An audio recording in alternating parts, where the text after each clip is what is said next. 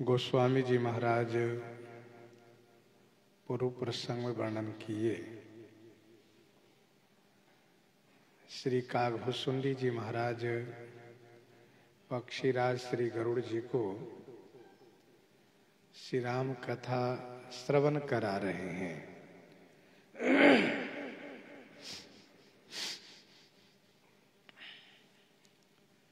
श्री राम कथा के प्रसंगों में से अब तक बालकांड, अयोध्याकांड, अरण्यकांड, किष्किंधा कांड सुनाए। सुंदरकांड की कथा के प्रसंगों में से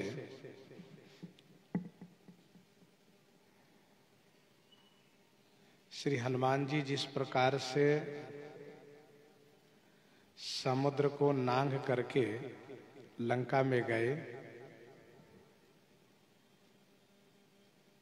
तथा लंका में पहुंच करके जिस प्रकार से श्री सीता जी की खोज किए और श्री विभीषण जी की सहायता से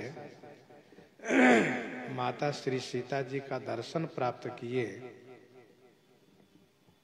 तथा श्री सीता माता को धीरज बंधाए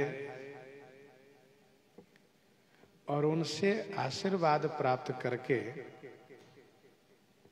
कृतकृत्य हो गए। यहाँ तक श्री कागभूषुंडी जी ने वर्णन किया। अब आगे वर्णन है। बन उजारी रावण ही प्रबोधि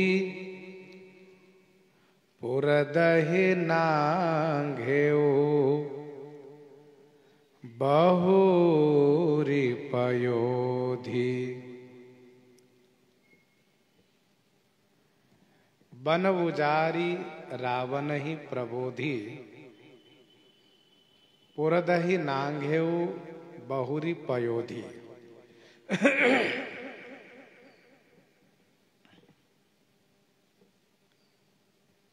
वन को उजाड़ करके रावण को प्रबोध किए और लंकापुर को जला करके समुद्र नांग करके इस पार आ गए। इस प्रसंग को श्री कागभूषुंडी जी ने वर्णन किया। वन उजारी प्रसंग संख्या 4 है। रावण ही प्रबोधि प्रसंग संख्या 5 है। वन उजारी प्रसंग संख्या 4, रावण ही प्रबोधि प्रसंग संख्या 5, पुरदहि लंका को जलाना प्रसंग संख्या 6, नांघेउ बहुरी पयोधि प्रसंग संख्या 7 है।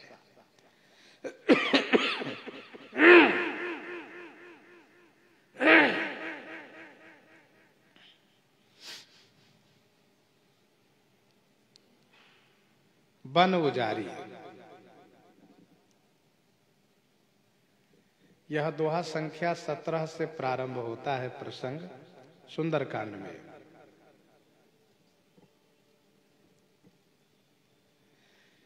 श्री हनुमान जी महाराज ने जब यह कहा कि हे माता, मैं तो आपके आशीर्वाद से कृतकृत्य हो गया।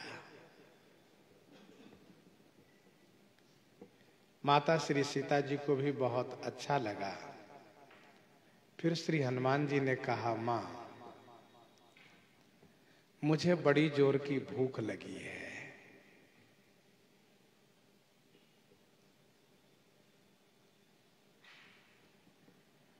श्री सीता माता ने कहा, बेटा हनुमान, इस अशोक बाग की रक्षा बड़े बड़े राक्षस लोग करते हैं। श्री हनुमान जी ने कहा, माता जी, मुझे उस राक्षसों का भय नहीं है। आपको अच्छा लगे तो मैं फल खा करके आपके पास आ जाऊं।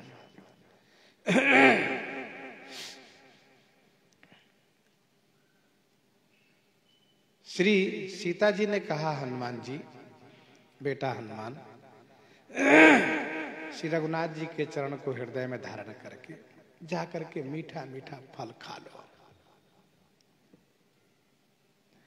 श्री हनुमान जी बुद्धि और बल में दोनों में निपुण है।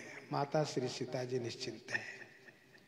उन राक्षसों से कैसे बच के आना है, राक्षसों से कैसे युद्ध करना है, इन कार्यों में श्री हनुमान जी बड़े निपुण हैं, कुशल हैं।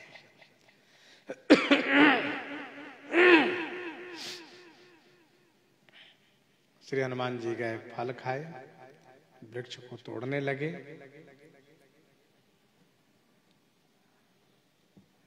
राक्षसों ने विरोध किया। श्री हनुमान जी उनको दंडित किए।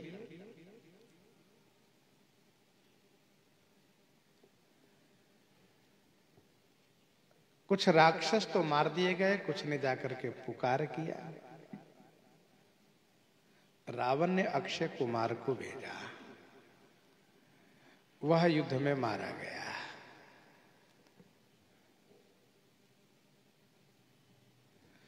पुत्र के वध पर रावण को बड़ा रोष आया। मेघनाद को भेजा और कहा, पुत्र मेघनाद, उस बानर को मारना मत, बांध के ले आना। हमें देखना है कि वह बानर कहां से आया है, उसको किसने भेजा है, किनके बल से उसने इस प्रकार से उपद्रव किया है। मैंने बहुत बंदरों के बारे में सुना है, लेकिन इतना बड़ा पराक्रमी मैंने तो कभी सुना ही नहीं। बांध के लाओ। रावण को विश्वास है कि मेघनाद ही एक ऐसा बेटा है कि किसी को भी बंदी बनाकर ला सकता है। जो देवेंद्र को बंदी बना सकता है, वह किसी को भी बंदी बना सकता है। मेघनाद पहुंचता है, युद्ध होता है। हनुमान जी उसे एक मुक्का मार करके भूमि पर गिरा देते हैं। मेघनाद मूर्छित हो जाता है। मूर्छित अवस्था से जगने पर बहुत माया का प्रयोग करता है। उसको समझ में आ जाता है कि यह बानर बड़ा ही शक्तिशाली है।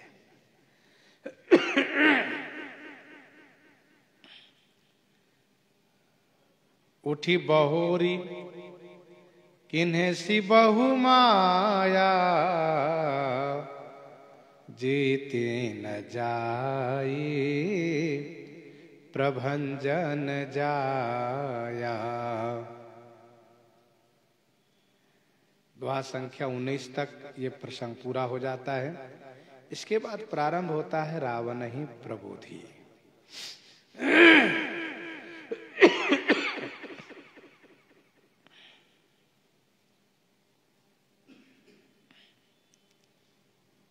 मेघनाद ब्रह्मास्त्र का प्रयोग किया है।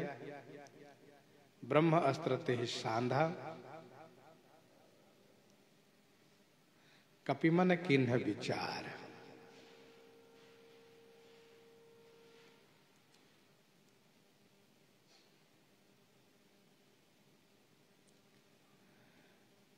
यदि मैं ब्रह्मास्त्र को ना मानूं तो मुझे कोई नुकसान नहीं होगा, लेकिन उस ब्रह्म बाण की महिमा मिट जाएगी। मुझे बंध जाने में क्या नुकसान है?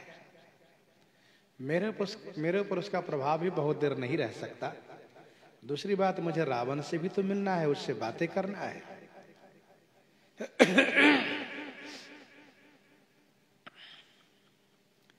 ऐसा सोच करके ब्रह्मास्त्र से बंधते हैं, मूर्छित होते हैं।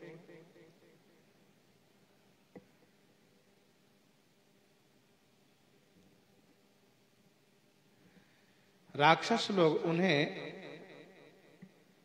अन्य रस्सियों से बांधने लगते हैं। इसी में ब्रह्मास्त्र हनुमान जी को छोड़ के चला जाता है।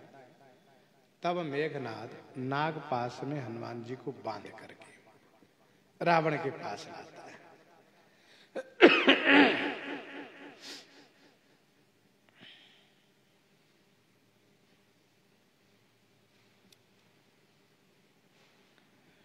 रावण के पास हनुमान जी बड़ी निर्भीकता के साथ उपस्थित होते हैं।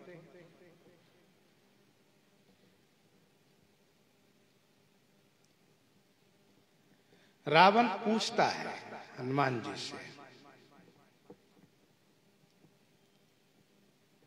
तुम किसके बल से मेरे बाग को उजारे हो?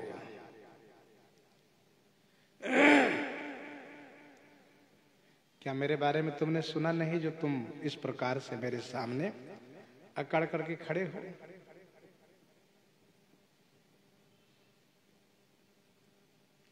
राक्षसों को तुमने क्यों मारा? क्या अपराध किया था उसने? हनुमान जी बड़े सुंदर तरीके से सभी प्रश्नों का उत्तर दिए।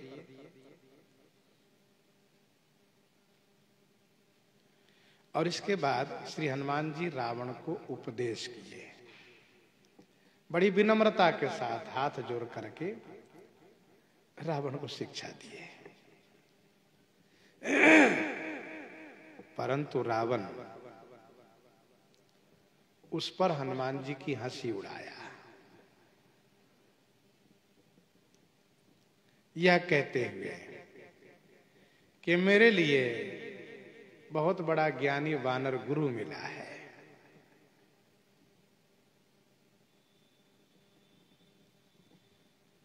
रावण ने कहा, तेरी मृत्यु निकट आ गई है, इसलिए तुम मुझे शिक्षा दे रहे हो। हनुमान जी ने कहा, नहीं,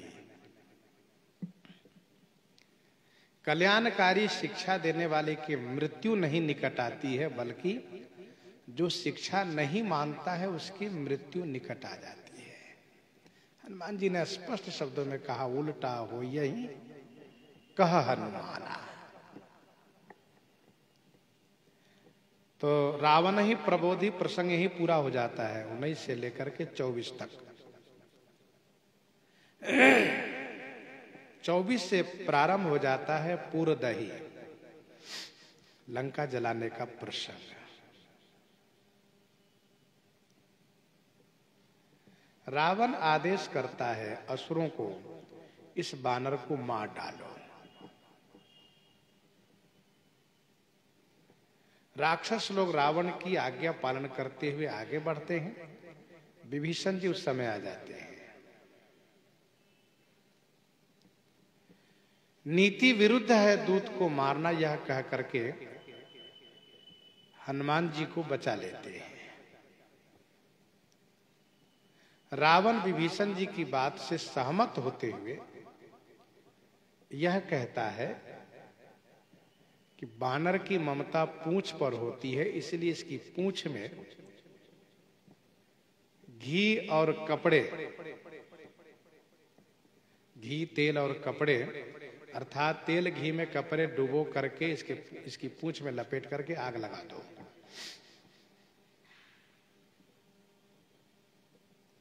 जब बिना पूंछ के यह अपने स्वामी के पास जाएगा तो अपने स्वामी को लेकर आएगा, फिर मैं इनके स्वामी को दंडित करूंगा।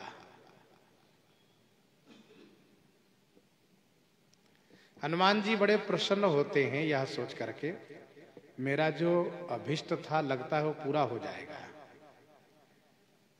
मैं लंका जलाता तो लोग मुझे अपराधी मानते हैं, लेकिन मेरी पूंछ में आग लगाने का आदेश किया है तो मैं पूंछ की आग बुझाने में लंका को तो जला ही दूंगा।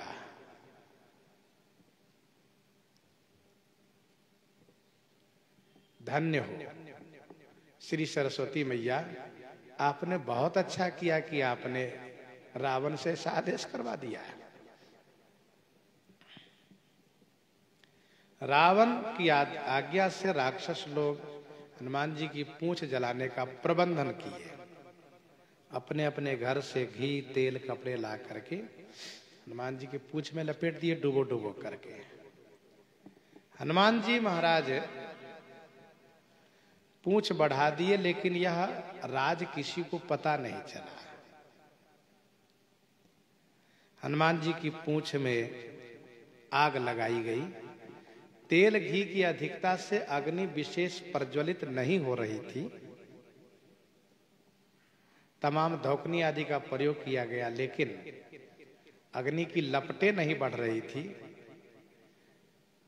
तब हनुमान जी ने कहा, दशानन यदि 10 मुख से फूंक मारेगा तो अग्नि की लपटें बढ़ेगी। रावण ने 10 मुख से फूंक मारा है, आनंद रामायण में वर्णन है।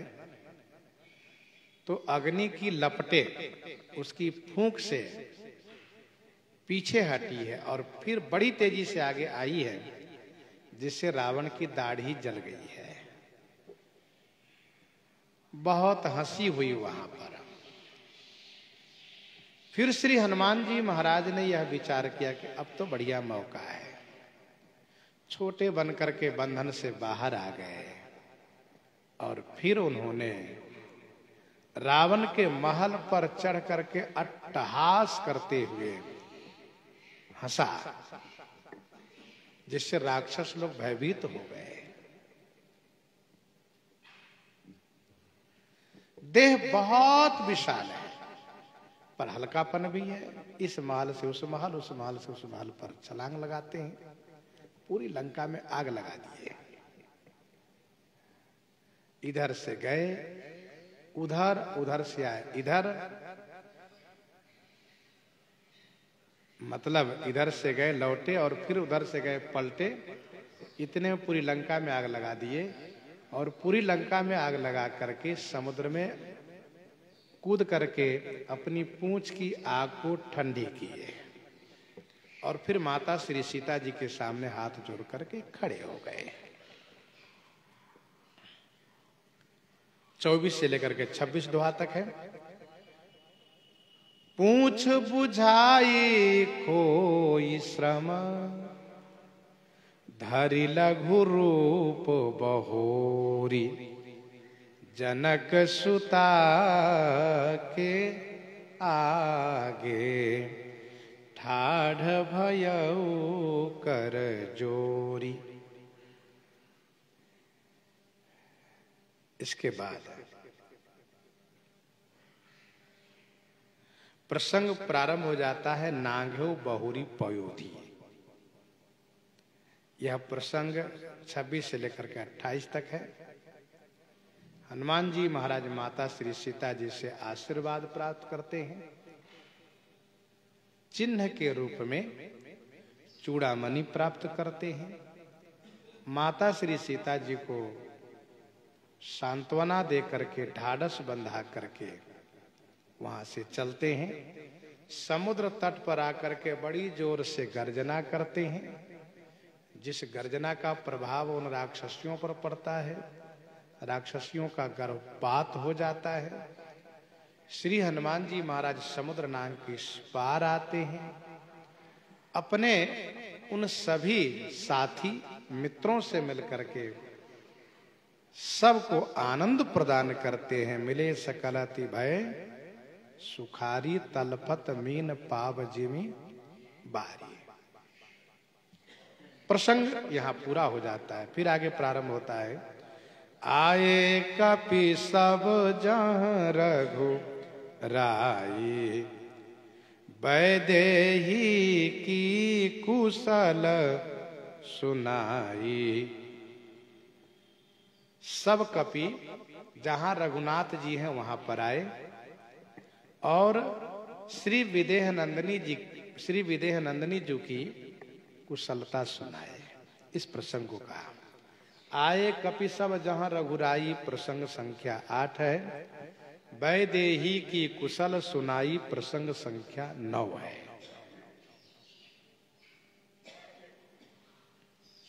आए कपि सब जहां रघुराई। प्रसंग प्रारंभ हो जाता है 28 दोहा से सुंदरकांड में। चले हरसि रघुनायक, पासा पूछत कहत नवल इतिहासा। आते हैं मधुवन में। श्री अंगद जी की अनुमति से फल खाते हैं। विरोध करने पर उन रक्षकों को दंडित करते हैं। वे लोग जाकर के महाराज सुग्रीव को श्री अंगद जी की शिकायत करते हैं, परंतु महाराज सुग्रीव बड़े प्रसन्न हो जाते हैं, यह सोच करके कि जब तक श्री राम कार्य संपादित नहीं करेंगे तब तक फल नहीं खा सकते। इसका मतलब फल खा रहे हैं तो श्री राम कार्य हो चुका है। उन रक्षकों से कहते हैं कि आप जाइए और सबको मेरे पास तुरंत लेकर आइए। महाराज सुग्रीव के पास आते हैं। महाराज सुग्रीव पूछते हैं,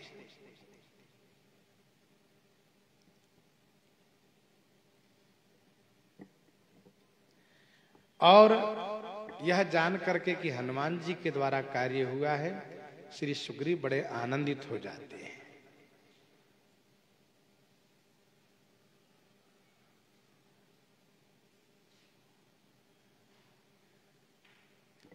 महाराज सुग्रीव सबको लेकर के श्री राम जी के पास पहुंचते हैं।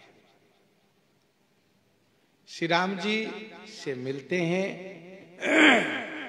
श्री जामवंत जी महाराज सब कथा सुनाते हैं। श्री रघुनाथ जी सुन करके बड़े आनंदित होते हैं। फिर स्वयं श्री हनुमान जी से पूछते हैं। श्री हनुमान जी महाराज के द्वारा श्री सीता जी का संदेश सुन करके श्री राम जी दुखी हो जाते हैं।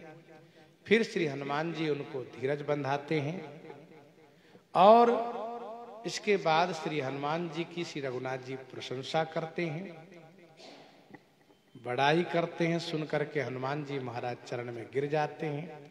श्री रघुनाथ जी उठा करके हृदय से लगाते हैं। भक्ति के वरदान मांगने पर श्री रघुनाथ जी उनको भक्ति का वरदान देते हैं और फिर महाराज सुग्रीव से कहते हैं कि चलने की तैयारी हो। ध्यान दीजिएगा, 28 से लेकर के 29 तक आए कपिसब जहां रघुराई, यहां तक वर्णन है। 29 में है, पूछी कुशल कुशल पर देखी, राम कृपा भाग काज विषेखी। और इसके बाद श्री रघुनाथ जी के पास पहुंच करके श्री रघुनाथ जी को जो सब श्री किशोर जी कुशलता सुनाए, वह 29 से लेकर के श्रीराम 30 से लेकर के 34 तक। 30 से है, जामवंत का सुनु रघुराया, जा पर नाथ करो तुम दाया। यहां से लेकर के 34 तक है, सुनि प्रभु बचन कहीं कपि वृंदा, जय जय जय कृपाल सुख कंदा। यहां तक आए कपिसब जहां रघुराई 28 से 29 तक, और वैदेही की कुशल सुनाई 30 से लेकर के 34 तक प्रसंग सब वर्णन हुआ। आगे है, सेन समेत जथा रघुबीरा, सेन समेत जथा रघुबीरा, उतरे जाए बारी निधि तेरा, उतरे जाए बारी निधि तेरा। रघुबीरा जथा सेन समेत, श्री रघुनाथ जी जथा माने जैसे सेना के सहित, बारी निधि तीरा जाई उतरे। बारी निधि माने जल के अधिष्ठाता, समुद्र के तट पर जाकर के उतरे माने पहुंचे। प्रसंग संख्या 10 है ये, सेन समेत जथा रघुबीरा, उतरे जाई बारी निधि तीरा। द्वा संख्या 34 से लेकर के 35 तक। श्री राम जी ने सुग्रीव से कहा, सुग्रीव ने सभी वानर सैनिकों को संबोधित किए और फिर प्रस्थान की तैयारी हुई।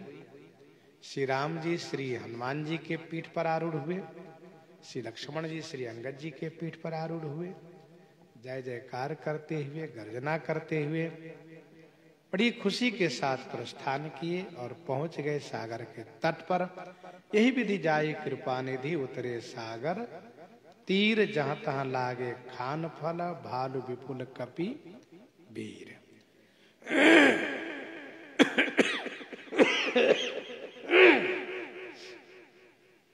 इसके बाद प्रसंग है, मिला विभीषण जेहि विधि आई, सागर निग्रह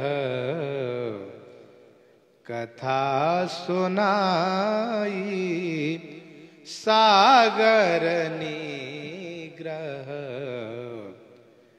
कथा सुनाई, मिला विभीषण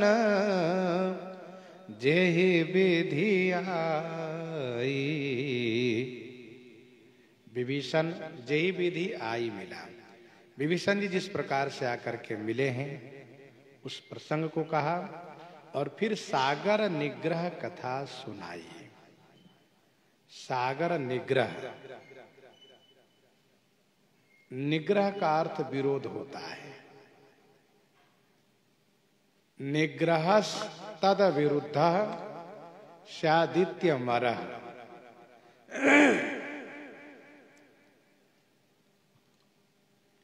अमर कोश के अनुसार इसका अर्थ किया गया है विरोध होना। विरोध, निग्रह तद विरुद्ध स्यादित्य मरः।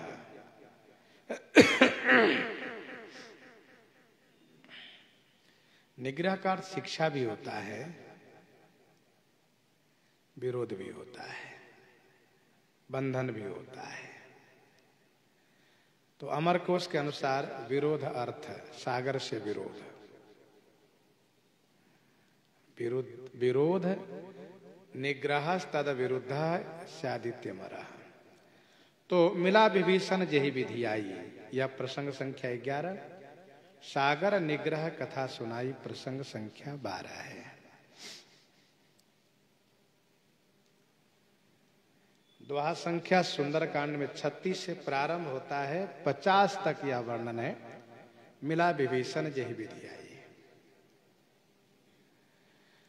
वहां निशाचर रही सशंका, जब ते जारी गयो कपिलंका। वहां निशाचर रहे सशंका, जब ते जारी गयो कपि लंका।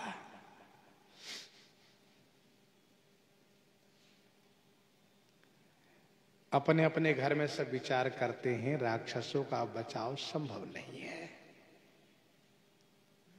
लंका जैसी किला में सब बसते हैं।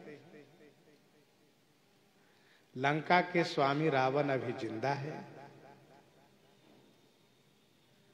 फिर भी लंका में लंकावासी इस समय में बहुत उद्विग्न है, बहुत अशांत है, बहुत परेशान है। रात को नींद नहीं आती है, दिन को भोजन नहीं कर पाते, सब परेशान रहते हैं। मंदोदरी ने रावण को समझाया, रावण ने नहीं माना। रावण ने सभा में जाकर के मंत्रियों से पूछा। मंत्रियों ने रावण की ठकुर सुहाती किया। मानसकार ने ये कहा कि मंत्री गुरु और वैद्य जो प्रिय बोले ही भयास, राज धर्म तन तीन कर होई बेगही नाश।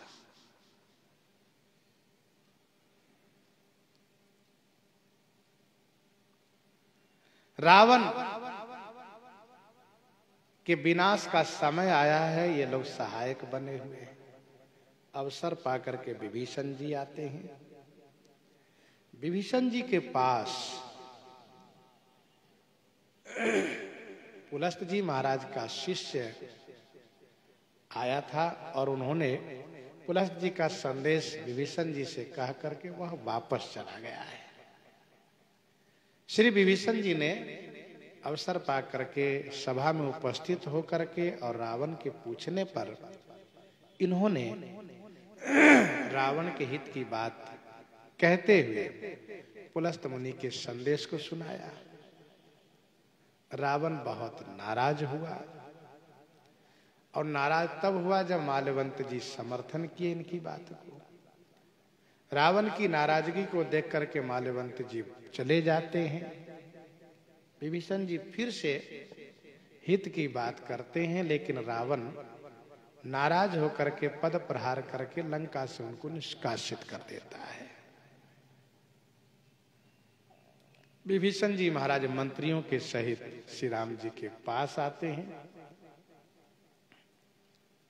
श्री राम जी विभीषण जी आए हैं यह जानकर के मंत्रियों से सलाह लेते हैं। महाराज सुग्रीव विरोध करते हैं कि राक्षस की माया नहीं जानी जा सकती, इसलिए आप उनको शरण में नहीं लीजिए। श्री राम जी शरणागति धर्म का वर्णन करते हुए विभीषण जी को सम्मान पूर्वक शरण में लाने के लिए आदेश देते हैं। श्री अंगद हनुमान जी उन्हें सम्मान पूर्वक श्री राम जी के पास लाते हैं। विभीषण जी दर्शन करते हैं, दंडवत प्रणाम करते हैं। श्री राम जी उठा करके हृदय से लगाते हैं, कुशल प्रश्न करते हैं। फिर इसके बाद अपना स्वभाव विभीषण जी को सुनाते हैं। विभीषण जी महाराज को शरण में लिए अपना स्वभाव सुनाए। गोस्वामी जी ने कहा दोहा संख्या 50 में, निर्जन जानिता ही अपनावा, प्रभु स्वभाव कपिकुल मन भावा। पूरा हो जाता है। फिर प्रसंग प्रारंभ हो जाता है, सागर निग्रह कथा सुनाई। दोहा संख्या 50 से लेकर के 60 तक श्री राम जी पूछते हैं सागर पार कैसे किया जाएगा। महाराज सुग्रीव चुप रह जाते हैं। विभीषण जी कहते हैं कुल पुरखा हैं, इसलिए इनसे प्रार्थना करनी चाहिए, अवश्य उपाय बताएंगे। श्री राम जी इनकी बात को समर्थन करते हैं। लक्ष्मण जी को बुरा लग जाता है। श्री लक्ष्मण जी दुखी होकर के अपनी बात कहते हैं। श्री राम जी उनको समझाते हैं और फिर सागर के तट पर बैठ जाते हैं समुद्र को मनाने के लिए। रावण द्वारा भेजे गए गुप्तचर श्री राम जी की सेना में पकड़े जाते हैं, दंडित किए जाते हैं, और श्री लक्ष्मण जी द्वारा संदेश प्राप्त करके वे रावण के पास जाते हैं। श्री रामा दल की अधिकता को वर्णन करते हैं, श्री राम जी का स्वभाव सुनाते हैं, श्री राम जी का तेज बल सुनाते हैं, और श्री लक्ष्मण जी के द्वारा भेजे गए संदेश और पत्रिका सुनाते हैं, देते हैं। रावण उन्हें पद प्रहार करके लंका से निष्कासित करता है। आकर के श्री राम जी के शरण में शरणागत होते हैं, इनका जीवन धन्य होता है। इसके बाद श्री राम जी सागर पर नाराज हो जाते हैं। यही है सागर निग्रह, सागर से विरोध। श्री राम जी लक्ष्मण जी से धनुष बाण मंगवाते हैं, अग्नि बाण का संधान कर देते हैं। सागर के भीतर अग्नि लग जाती है। सागर ब्राह्मण रूप में भेंट के लिए मणिगण लेकर के शरण में आता है। श्री राम जी उन पर कृपा करते हैं, उनसे सागर तरण के उपाय पूछते हैं, वे उपाय बताते हैं। सुंदरकांड की कथा यहाँ पर पूरी हो जाती है 50 से लेकर के 60 तक।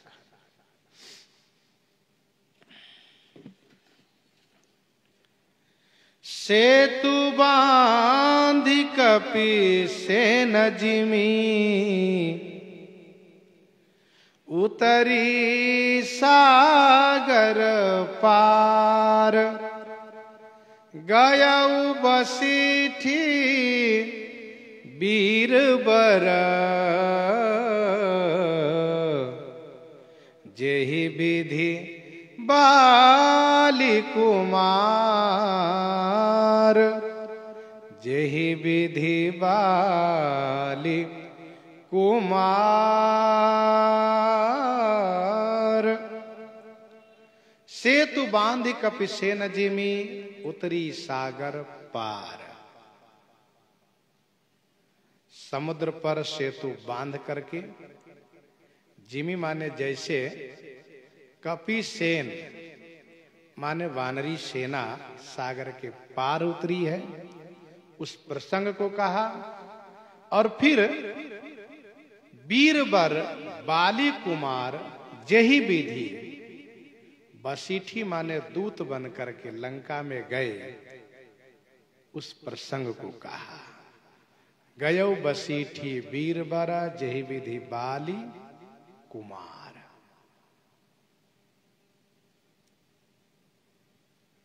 लंका कांड की कथा है। सेतु बांधि कपिसेन जिमि, उतरी सागर पार। प्रसंग संख्या 1। गयो बसीठी बीरबर जेहि विधि बाली कुमार। प्रसंग संख्या 2 है।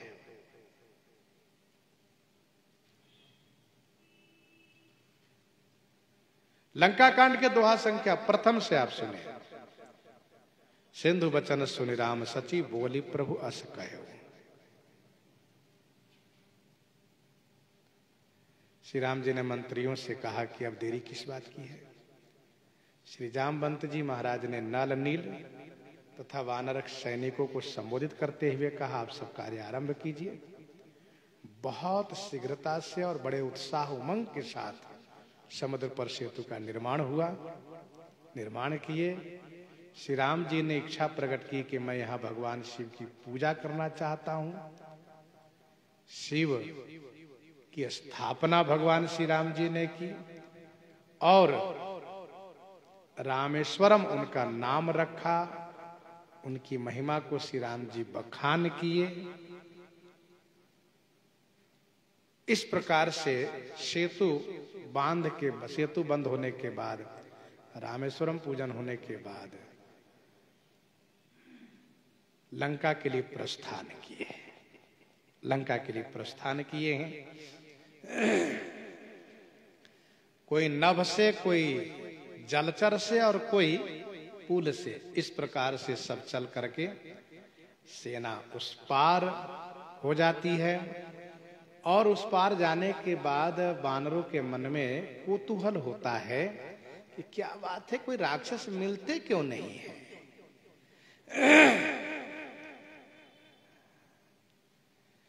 ढूंढने लगे, फल खाने लगे, पेड़ तोड़ने लगे। कहीं राक्षस मिल गए तो उसको पकड़ करके नाच नचाते हैं, नाक कान काट करके विदा कर देते हैं। जिनके नाक कान काटे गए उसने जा करके रावण से कहा। रावण सुनते ही घबरा गया, दसों मुख से बोल उठा, बांध्यो वन निधि निरनिधि जलधि सिंधु बारिश, सत्य तो निधि कंपति उदधि पयोधि नदीश। समझ गया कि मैं तो घबरा गया हूं। फिर हंस करके उस पर पर्दा डालता है। मंदोदरी को पता चला ऐसी बात है। उसने समझाने का प्रयास किया। रावण ने नहीं माना। सभा में गया, पूछा मंत्रियों से। मंत्री ने ठकुर सुहाती की। प्रहस्त नाम का रावण का बेटा है। मंत्रियों के विचार को खंडन करते हुए अपना विचार रखा। रावण उनसे नाराज हुआ, उनको भाग जाने का कहा। वह प्रहस्त सभा से चला जाता है। सभा समाप्त होती है। इधर श्री राम जी सुबेल पर विराजते हैं। रावण नीलगिरी के शिखर पर विराजता है। वहां वह नृत्यशाला में नाच गान देखता सुनता है। श्री राम जी मंत्रियों के साथ सुबेल पर विराजते हैं। रात्रि का समय है, चंद्रमा उदित है। श्री राम जी पहले पूछते हैं चंद्रमा में क्यों दागी है। यह चर्चा पूरी होती है श्री हनुमान जी के द्वारा कि चंद्रमा के हृदय में आप विराजित है, इसलिए चंद्रमा में कालापन है। श्री राम जी मुस्कुरा देते हैं, करवट बदल करके लंका की ओर देखते हैं, विभीषण जी को संबोधित करते हैं, विभीषण जी से पूछते हैं। विभीषण जी यह कहते हुए कि आप तो सब जानते हैं फिर भी पूछ रहे हैं। तो सरकार सेवा में निवेदन यह है कि रावण नाच गान देख रहा है। मेघ नहीं है, मेघ डंबर नामक छत्र है। बिजली नहीं है, मंदोदरी के कनफुल की चमक है। और जो मृदंग वाद्य यंत्र बज रहे हैं यही मेघ की आवाज है। श्री राम जी मुस्कुराए, बाण का संधान किए, रावण के छत्र मुकुट मंदोदरी के कनफुल को एक बाण से गिरा दिए। रावण की सभा में वहां उपस्थित सब डर गए, रंग भंग हुआ। रावण महल को गया, मंदोदरी ने उनको फिर से समझाया, रावण ने माना नहीं। रावण सभा में आया। गोस्वामी जी ने वहां पर कहा दोहा संख्या 16 में, मूरख हृदय न चेत जो गुरु मिलहि बिरंचि शिवा।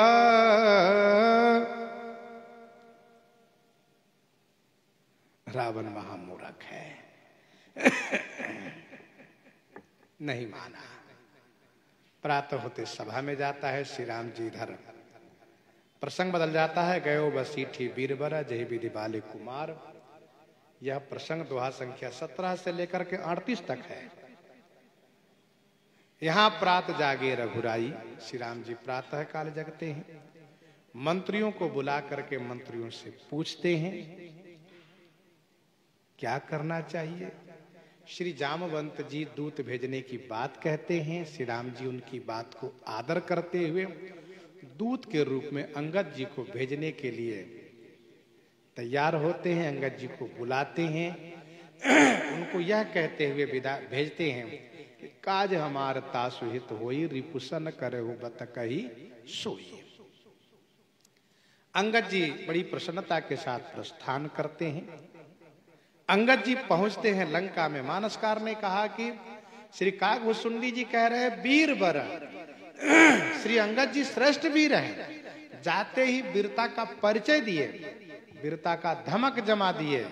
कैसे? जैसे ही पुर में प्रवेश किए, रावण का बेटा खेल रहा था। बात ही बात में विरोध बढ़ा। उसने लात उठाई। अंगद जी ने लात पकड़ करके उसे घुमाया और धोबिया पाट से पटक करके मार डाला। यह देख करके सब सशंकित हो गए, सब डर गए और सबको लगा कि भाई ये फिर से वो बानर आया। आयो आयो आयो सोई बानर बहोरी, भयो सोर चहु और लंका आए जुवरा। लंका आए जुवराज के। सब घबरा गए। सब अपनी अपनी आवश्यक चीजें निकालना शुरू कर दिए, भागने की तैयारी करने लगे। अंगद जी सभा के द्वार पर गए। द्वारपाल के द्वारा सुन करके रावण अंगद जी को अंदर बुलाया। अंगद जी ने रावण के जैसे प्रश्न वैसे उत्तर दिए। बात बढ़ती चली गई। अंगद जी ने रावण को श्री राम जी के शरण में चलने के लिए प्रस्ताव रखा। रावण को स्वीकार नहीं हुआ। श्री अंगद जी ने पहले बात से मनाया, नहीं माना। तब श्री अंगद जी ने हाथ से मनाया।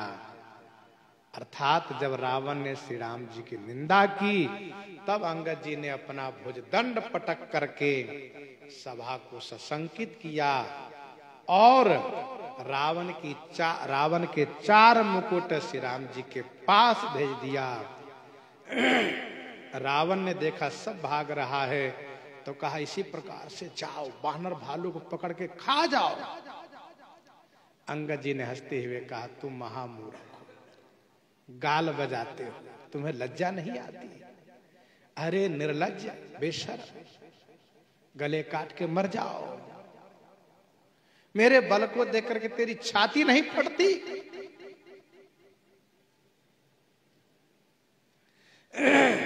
श्री अंगद जी ने बात से मनाया, नहीं माना, हाथ से मनाया, नहीं माना। अंत में अंगद जी को लगा तो लात के देवता है, इसलिए लात से मनाया।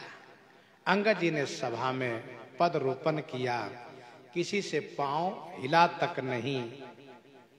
स्पष्ट हो गया कि ये लात के देवता है, लात ही खाएंगे ये लोग। अंगद जी ने कहा मिलूंगा युद्ध में, और फिर तुम्हारे सिर जब श्री राम जी के बाण से कट करके भूमि पर गिरेंगे तो हम सब बानर उसे कंदुक खेल खेलेंगे। सब कुछ कहा, नीति की बात अंगद जी ने कही। अंगद जी इस पार आ गए, विजयी होकर के वापस आ गए। रात्रि विश्राम किए। प्रातः काल श्री राम जी ने अंगद जी को बुलाया। श्री अंगद जी ने कहा सरकार, रावण मानेगा नहीं, युद्ध करेगा, उसको युद्ध चाहिए। सरकार ने कहा ठीक है, युद्ध की तैयारी हो। मंत्रियों से कहा, मंत्रियों ने युद्ध की तैयारी करके चारों द्वार पर योजनाबद्ध युद्ध करने की तैयारी हो गई और युद्ध के लिए भेजा गया। तो प्रसंग ये पूरा हो जाता है। समाचार पुण्य सब कहे गढ़ के बाली कुमार 38 पर। अब इसके बाद प्रारंभ होता है निशिचर कीस लड़ाई,